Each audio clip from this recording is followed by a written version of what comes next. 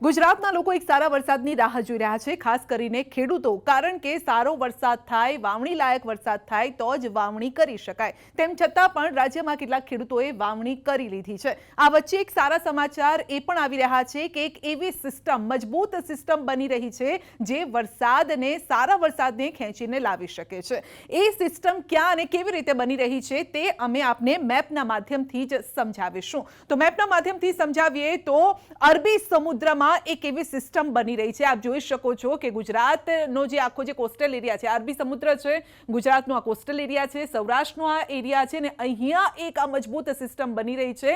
24-25 તારીખની આસપાસ આ સિસ્ટમ બની રહી છે અને એટલી મજબૂત છે કે તે ભેજવાળા પવનોને ખેંચીને ગુજરાત તરફ લાવી શકે છે અને જેના કારણે જ અહીંયા જોરદાર વરસાદ થઈ શકે છે. તો કયા કયા વિસ્તારોમાં વરસાદ થઈ શકે છે આપ અહીંયા વીજળી ચમકતા પણ જોઈ રહ્યા છો. ખાસ કરીને આજે આખો રાજકોટ, ભાવનગર, દ્વારકા, પોરબંદર, આ તમામ એવો વિસ્તાર છે, વેરાવળ, એટલે કે સૌરાષ્ટ્રનો આખો આ વિસ્તાર છે કે જ્યાં એક મજબૂત સિસ્ટમ અસર કરી શકે છે. આ સાથે જ દક્ષિણ ગુજરાતનો પણ એરિયા આવી જાય, મધ્ય ગુજરાત અને ઉત્તર ગુજરાત સુધી તેની અસર જોવા મળી શકે છે. સિસ્ટમ ભલે અહીંયા અરબી સમુદ્રમાં હોય, પરંતુ આ સિસ્ટમના જે વમણો છે એ જ આપ જોઈ શકો છો કે દરિયામાં એક એટલી જોરદાર સિસ્ટમ છે કે જેની સીધી અસર ગુજરાત, રાજસ્થાન, આ સાથે જ મધ્ય ગુજરાતમાં, મધ્ય ભારતમાં પણ તેની અસર જોવા મળી શકે છે. પરંતુ સવાલ હજુ એ છે કે શું આ વરસાદ જો આવે, મજબૂત સિસ્ટમ છે, આ વરસાદ આવે તો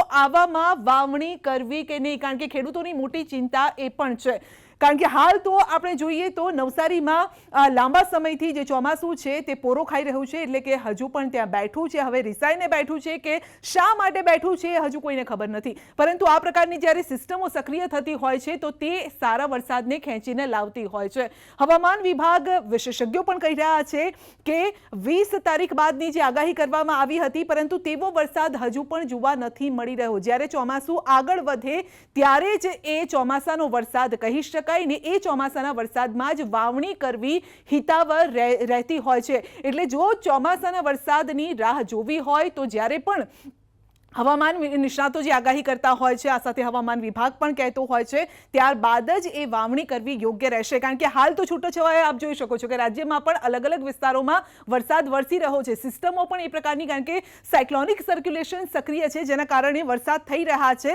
પરંતુ એક લાંબો જ્યારે ગેપ થતો હોય છે ત્યારે પાકને નુકસાન થતું હોય છે. માટે હજુ પણ જો ખેડૂતોએ થોડીક રાહ જોવી પડશે વાવણી લાયક વરસાદની, નહીતર નુકસાની પણ થઈ શકે છે. હાલ ભલે આ સિસ્ટમ મજબૂત સિસ્ટમ છે અને આસપાસ અહીંયા ફરી રહી છે અરબી સમુદ્રમાં, પરંતુ 24-25 તારીખ બાદ કદાચ સિસ્ટમ અહીંયાથી બીજી જગ્યાએ કૂદકો મારી, એટલે છલાંગ મારીને બીજી જગ્યાએ પણ જઈ શકે છે. અને આવા જો સમીકરણો રચાય છે તો કદાચ અહીંયા વરસાદ ન પણ થાય. અને માટે જ અમે જતા જતા એ પણ આપને આગાહ કરી રહ્યા છે કે ભલે વરસાદ આવવાનો હોય, પરંતુ જ્યારે સિસ્ટમ એક તરફથી બીજી તરફ જ્યારે ખેંચાઈને જતી રહેતી હોય છે અને તો વરસાદ જો ન આવે ત્યારે ખેડૂતોએ ખાસ સાચવવું પડશે. માટે જે પણ વાવણી કરવા માટે ઈચ્છી રહ્યા છે ખેડૂતો, એમના માટે અમારી છેલ્લી માંગેલી સલાહ એ છે કે સારો વરસાદ આવે તો જ વાવણી કરજો, નહીતર પછી નફાની જગ્યાએ ખોટમાં જશો.